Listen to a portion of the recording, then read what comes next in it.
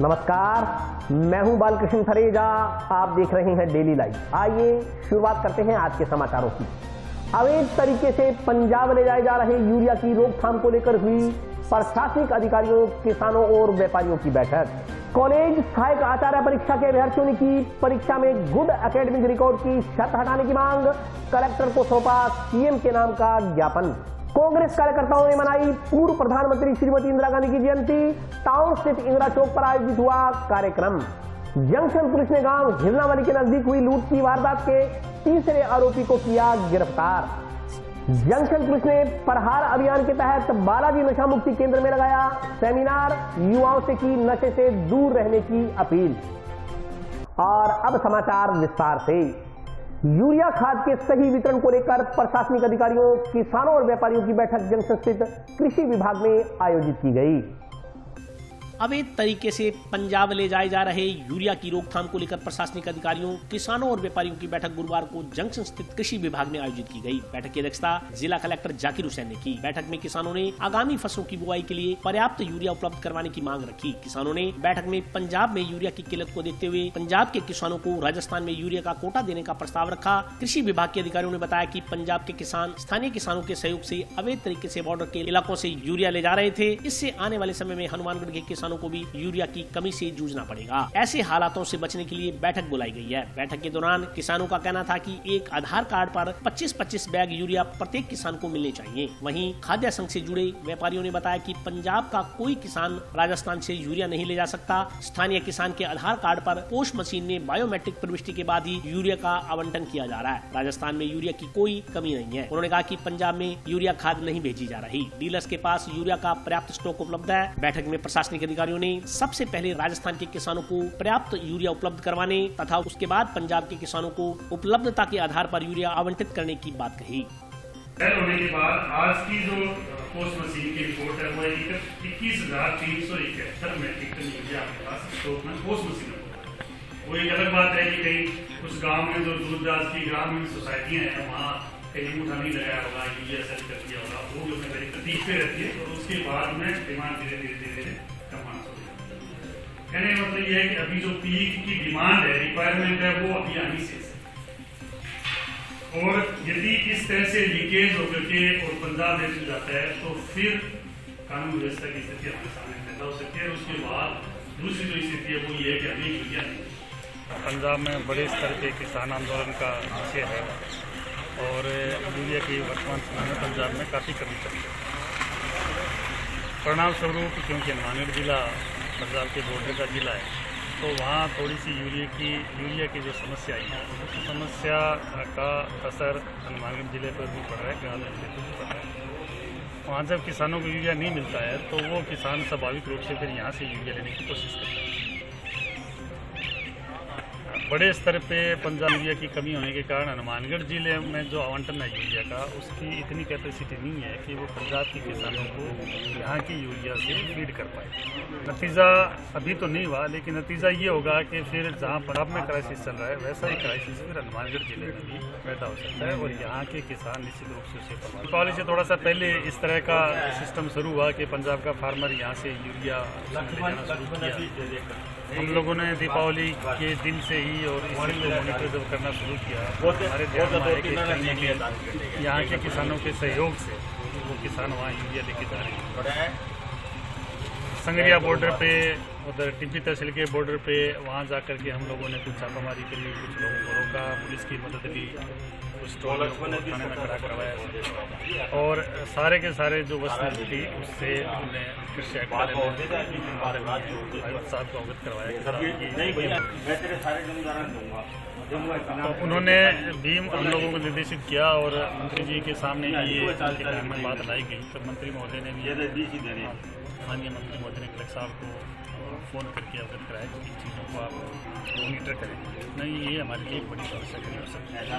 अपने राजस्थान में जो यूरिया की किल्लत जो दिखा रहे हैं या पंजाब के किसानों ने यकीनन इसके खिलाफ बैठे हैं तो भारत सरकार ने वहाँ पे ट्रैक खाली नहीं होने का बहाना बनाकर उनको यूरिया नहीं देने की जो बात है, और राजस्थान में हनुमानगढ़ जिले का जो कोटा है उस कोटे से भी पंजाब के किसान यूरिया नहीं लेके जाएं, इस बात को लेकर आज मीटिंग हुई कि हनुमानगढ़ जिले के किसानों को यूरिया की कमी नहीं आने दी जाएगी। लेकिन जो भी आज जो बात तय हुई है, प्रशासन ने भी बिल्कुल कानून व्यवस्था बना के रखनी है, उसके लिए हम प्रशासन के साथ हैं। किसानों को यूरिया की दिक्कत नहीं आए, इसके लिए 25-25 बैग किसानों को कम से कम एक आधार कार्ड के अनुसार दी जाए, ताकि जिले में किसानों को कोई यूरिया कमी नहीं आए। लेकिन दूसरी तरफ पंजाब भी तो हमारा तो जो हमारी ये भारत सरकार से भी यही मांग है कि उनको भी यूरिया की है जो कमी नहीं आए, वो भी हमारे साथी हैं। तो पंजाब का जो किसान है यूरिया यहाँ से लेके जाना चाहता है, तो हमारी सरकार से और प्रशासन से ये मांग है कि उनका कोटा है हनुमानगढ़ जिले में दिया जाए, ताकि उन किसानों को भी, पंजाब के किसानों को भी यूरिया यहाँ से उपलब्ध करवाई जा सके। कॉलेज सहायक आचार्य परीक्षा के अभ्यर्थियों ने मुख्यमंत्री के नाम का ज्ञापन जिला कलेक्टर को देकर परीक्षा में गुड एकेडमिक रिकॉर्ड की शर्त हटवाने की मांग की है। राजस्थान लोक सेवा आयोग अजमेर की ओर से आयोजित की जा रही कॉलेज सहायक आचार्य परीक्षा के लिए गुड एकेडमिक रिकॉर्ड की शर्त हटाने की मांग को लेकर अभ्यर्थियों ने गुरुवार को जिला कलेक्टर के मार्फत मुख्यमंत्री को ज्ञापन भेजा। ज्ञापन में कहा गया है कि राजस्थान लोक सेवा आयोग अजमेर की ओर से 2 नवंबर को जारी कॉलेज सहायक आचार्य परीक्षा के विज्ञापन में गुड एकेडमिक रिकॉर्ड मांगा गया है, जो कि छात्र हित में उचित नहीं है, क्योंकि यह भर्ती स्नातक एवं यूजीसी नेट पर आधारित होती है। उन्होंने बताया कि यूजीसी की ओर से जारी नवीनतम परिपत्र के अनुसार महाविद्यालय में सहायक आचार्य के लिए संबंधित विषय में 55% अंकों के साथ परास्नातक उपाधि व यूजीसी की ओर से आयोजित नेट परीक्षा उत्तीर्ण करना अनिवार्य है। इसी परिपत्र में किसी भी प्रकार के गुड एकेडमिक रिकॉर्ड का उल्लेख नहीं है। ग्रामीण एवं सामान्य स्तर के अभ्यर्थी जो परास्नातक एवं नेट परीक्षा उत्तीर्ण है, परंतु जिनके 10वीं या 12वीं एवं स्नातक में 50% से कम अंक हैं तथा इन तीनों परीक्षाओं का औसत 55% या 50% से कम है, जिसके कारण उक्त अभ्यर्थी परीक्षा से पूर्व ही बाहर हो रहे हैं, जो कि संविधान के अनुच्छेद 16 के समानता के अवसर के प्रतिकूल है। किसी भी उच्च परीक्षाओं IAS, RAS, स्कूल लेक्चरर में इस प्रकार का प्रावधान नहीं है, जो कॉलेज सहायक आचार्य परीक्षा में लगाया जाना किसी भी तरह से न्याय संगत नहीं है। ज्ञापन में गुड एकेडमिक रिकॉर्ड की बाध्यता को विलोपित करने की मांग की गई है। ज्ञापन देने वालों में प्रदीप कुमार, राजेश कुमार, संदीप कुमार सहित अन्य अभ्यर्थी शामिल थे। RPC पूरे लेक्चरर वैकेंसी जो सरकार के द्वारा निकाली गई है, इसमें गुड एकेडमिक रिकॉर्ड से संबंधित बहुत सी सरकार के द्वारा विसंगतियाँ रखी गई है। तो हमारी सरकार से यही प्रार्थना है कि सरकार इस पर संज्ञान लेते हुए RPC द्वारा जो भी कॉलेज लेक्चरर वैकेंसी के लिए 2 नवंबर को जो विज्ञप्ति निकाली गई है, इसमें गुड एकेडमिक रिकॉर्ड मांगा गया है, जो कि यूजीसी के 2018 के रेगुलेशन के खिलाफ है। यूजीसी की यही शर्त है भी अपने मास्टर डिग्री प्लस नेट होनी चाहिए आपको असिस्टेंट प्रोफेसर बनने के लिए कॉलेज में, जबकि स्टेट गवर्नमेंट ने ये लगा रखा है आपके 10th, 12th और ग्रेजुएशन के नंबर भी इसमें काउंट किए जाएंगे। जो अपने ग्रामीण स्तर के विद्यार्थी हैं, अभ्यर्थी हैं, जो उनके पहले नंबर नहीं बनते थे अपने, जैसे किसी के 10वीं में कम रह गए, किसी के 12वीं में रह गए, तो उनका वो एवरेज नहीं बन पाता, अलग अलग उनके 50% हर क्लास में नहीं बन पाते, इसलिए उनको बाहर कर रहे हैं। कुछ कैंडिडेट है जो नेट कर रखी है, PhD भी कर रखी है, जो इस भर्ती में लोग फॉर्म भरने लायक ही नहीं रहे वो। ये मैटर हम कलेक्टर साहब के पास आए हैं। यहाँ हमारी यही मांग है कि गुड एकेडमिक रिकॉर्ड हटना चाहिए, मतलब न्याय संगत नहीं है, सभी के लिए समानता का अवसर सभी को है। अनुच्छेद 16 के अनुसार हमें भी एग्जाम में बैठने का अधिकार है। पूर्व प्रधानमंत्री श्रीमती इंदिरा गांधी की जयंती के उपलक्ष्य में टाउन में श्रद्धांजलि सभा का आयोजन किया गया। इस मौके पर कांग्रेस कार्यकर्ताओं ने स्वर्गीय इंदिरा गांधी की प्रतिमा पर श्रद्धा सुमन अर्पित कर उनके दिखाए मार्ग पर चलने का संकल्प लिया। कांग्रेस पार्टी इंदिरा गांधी अमर रहे, अमर रहे।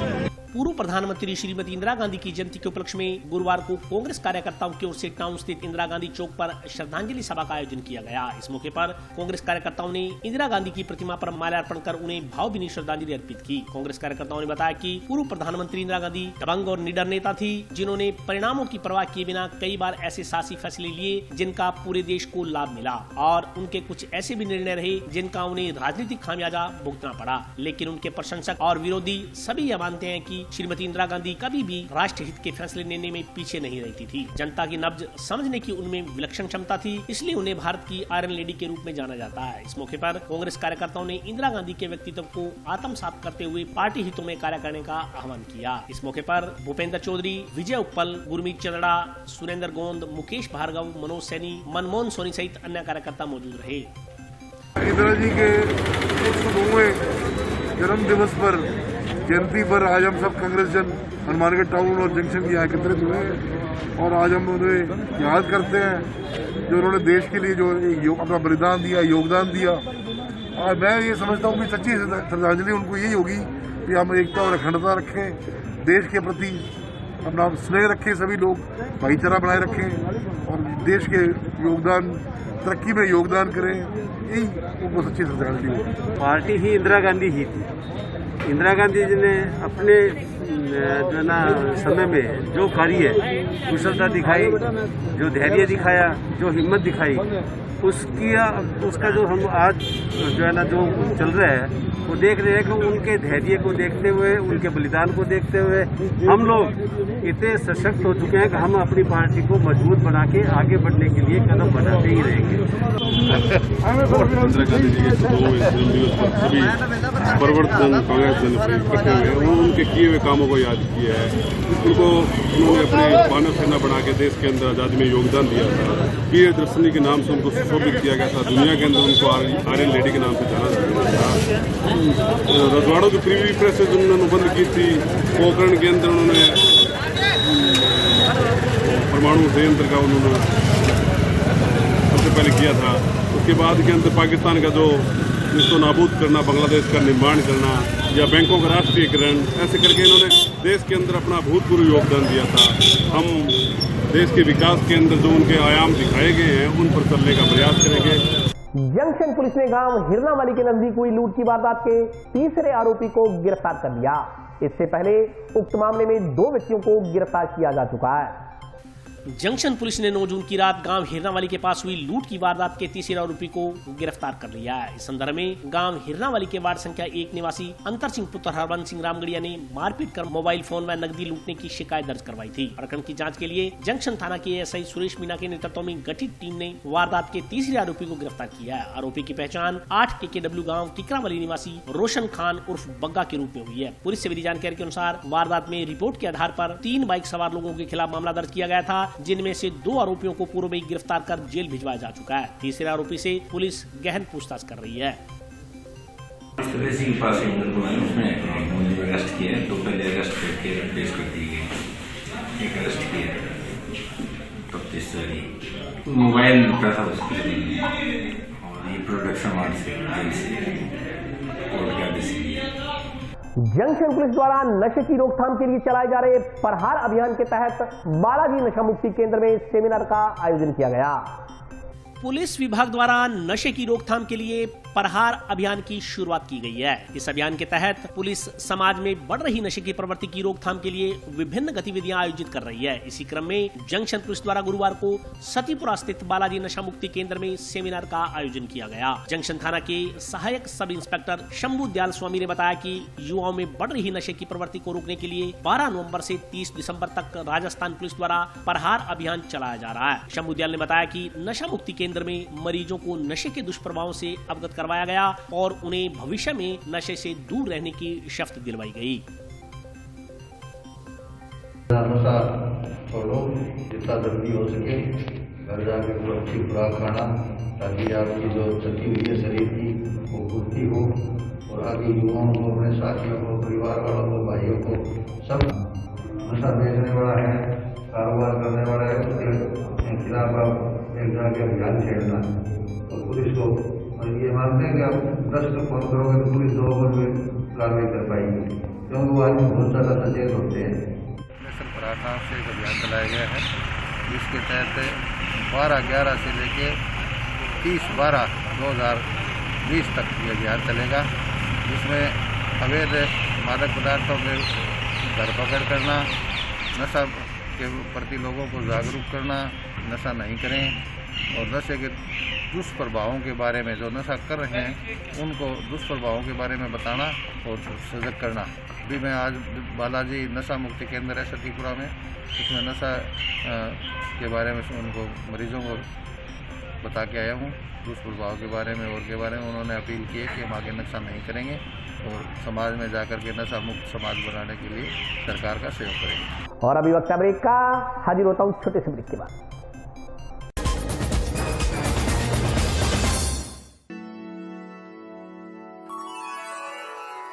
यूं तो कई बार मुझे हंसते देखा है, पर ये हंसी कुछ और है। ये गहना मुझ पर जचता है, पर ये महज एक गहना नहीं, ये रूपरेखा है मेरे मन की, हंसती खिलखिलाती लहरों की, जो आतुर थी अब तक मुझ पर सजने को। इसलिए ये गहना ही मेरा सच्चा श्रृंगार है, श्रृंगार है, श्रृंगार है।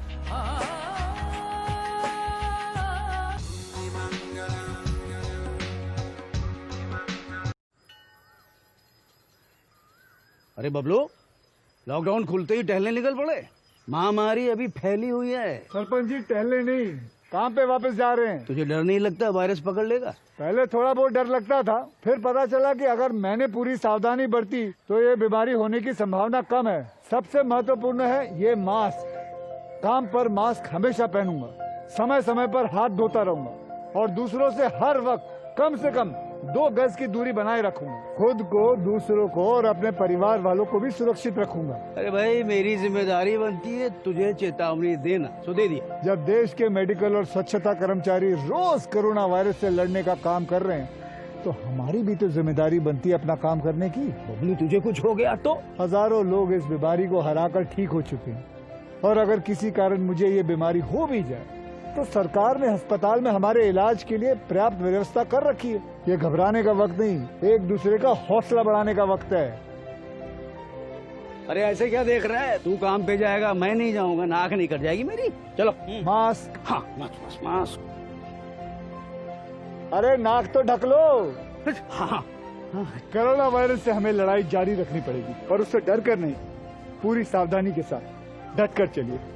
रुकी जिंदगी को आगे बढ़ाएं, देश को आत्मनिर्भर बनाएं। जय हिंद।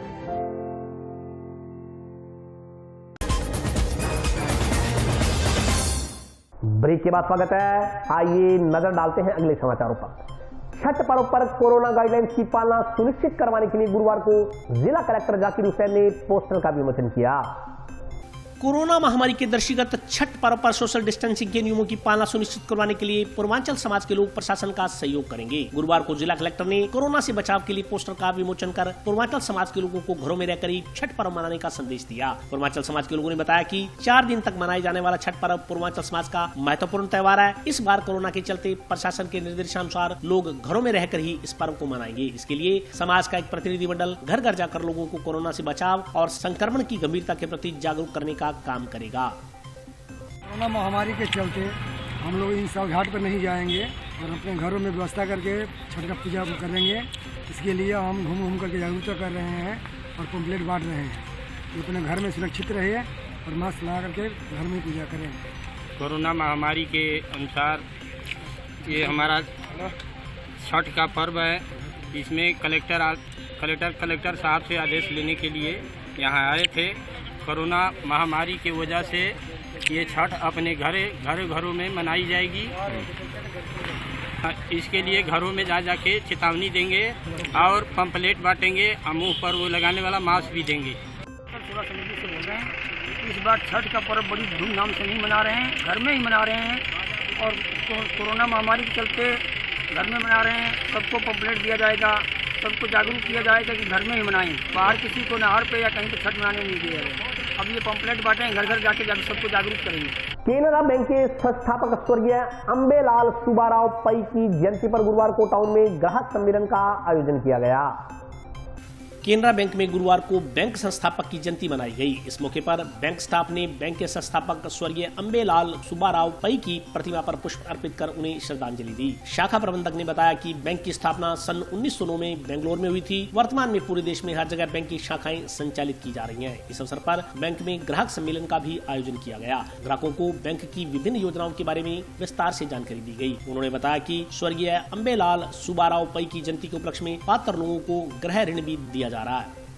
आज हमारे केनरा बैंक के हनुमानगढ़ टाउन शाखा में हमारे बैंक का 115वां फाउंडर्स डे मनाया गया। इसमें हमारे संस्थापक श्री अंबेलाल सुब्बाराव पै का जन्मदिवस था।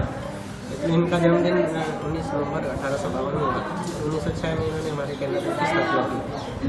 बेंगलोर एक जगह है जिसमें अपने कैनरा बैंक की स्थापना की थी। उसके बाद 1910 में इसको कैनरा बैंक लिमिटेड का नाम दिया गया। 1969 में इंटरनेशनलाइजेशन करके कैनरा बैंक का नाम दिया गया। तो आज हमारे लिए एक बड़े गौरव की बात है कि बहुत लंबे समय से 17वां एक फाउंडेशन डे बनाया गया और इस बैंक के द्वारा अभी नवीनतम बहुत सारी सुविधाएं दी जा रही हैं। जैसे जमा के अंदर बहुत ही आकर्षक ब्याज दरें उपलब्ध हैं और साथ ही ऋण सुविधाएं भी बैंक द्वारा दी जाती हैं। तो आज हमने एक ग्राहक सम्मेलन का आयोजन किया, साथ में लोन मेला भी आयोजित किया गया। इसमें सभी ग्राहकों को हमारे उत्पादों के बारे में जानकारी दी गई और कृषि ऋण, वाहन ऋण, गोल्ड लोन और गृह ऋण वितरित किए गए और साथ ही आने वाले सभी ग्राहकों का सम्मान किया गया। छठ पर्व पर बाजारों में लोग सोशल डिस्टेंसिंग के नियमों को ताक पर रखकर खरीदारी करते नजर आए। स्थानीय लोगों ने प्रशासन से नियमों की पालना सुनिश्चित करवाने की मांग की है।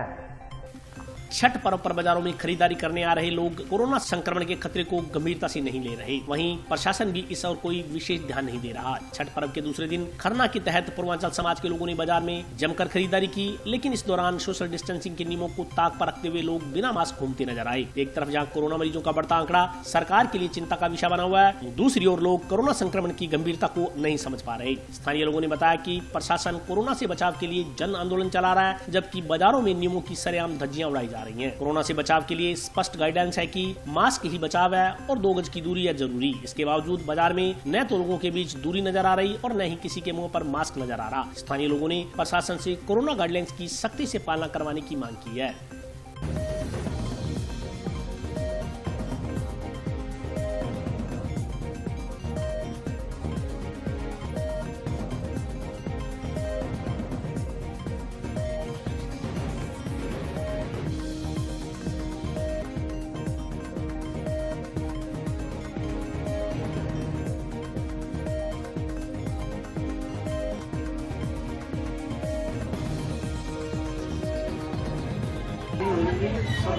बगैर मास्क कोई दूरी नहीं है, तो प्रशासन की भी कोई यहाँ दिखाई नहीं दे रही थी रोकथाम के लिए। सरकार कर तो रही है सब कुछ, तो सरकार ये फैसिलिटी नहीं दे रही। सरकार रोकथाम के लिए कह रही है, पर उसके लिए फैसिलिटी जो प्रशासन को चाहिए वो फैसिलिटी नहीं है।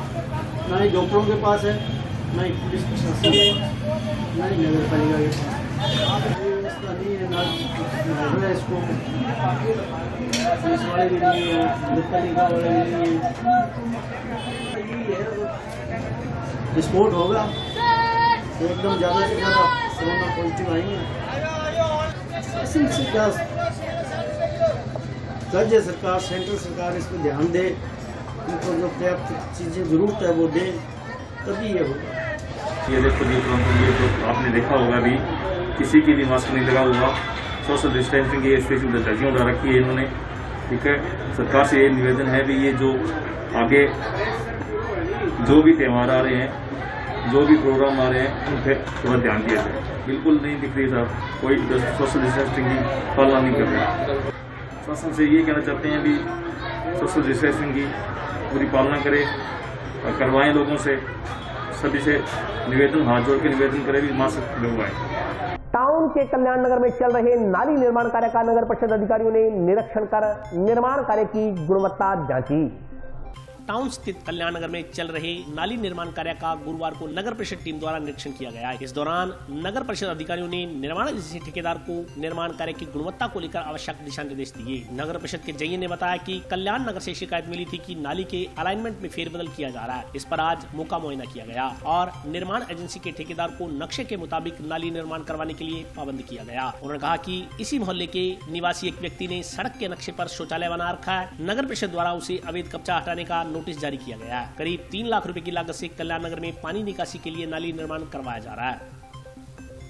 ये रूटीन इंस्पेक्शन है। यहाँ कल्याण नगर में नाली निर्माण कार्य चल रहा है पिछले लगभग 15-20 दिन से, और हमें यहाँ पे शिकायत प्राप्त हुई थी कि नाली का अलाइनमेंट है वो चेंज किया जा रहा है। व्यक्ति है उसने रोड पार्ट के अंदर अपने लेटरिन बाथरूम बना रखे हैं, उनको तोड़ने हेतु निर्देशित कर दिया गया है और नाली का अलाइनमेंट है वो सही करने हेतु मिस्त्री को और ठेकेदार को बोल दिया गया है। और मौके पर काम एज पर टेक्निकल स्पेसिफिकेशन चल रहा है, ऐसी कोई दिक्कत नहीं है, अच्छा काम कर रहे हैं। लगभग इसमें 3 लाख रुपए की लागत से नालियाँ बनेंगी इस कल्याण नगर कॉलोनी में। काफ़ी मतलब पिछड़ा हुआ टाइप एरिया है, यहाँ पे सड़कें भी नहीं है, बाद में सड़कों का इसमें करेंगे, अभी नालियाँ बना रहे हैं। कहाँ का अभी तो शहर में तो सिर्फ नाली का काम तो यहाँ चल रहा है और बाकी सब्जी मंडी रोड का काम भी चल रहा है, सीसी रोड का काम वहाँ पे होना है, तो अभी तो एक बार डिसमेंटलिंग का काम प्रोग्रेस पे है। और आज के लिए बस इतना ही, कल फिर हाजिर होता हूँ नए समाचारों के साथ, तब तक के लिए नमस्कार।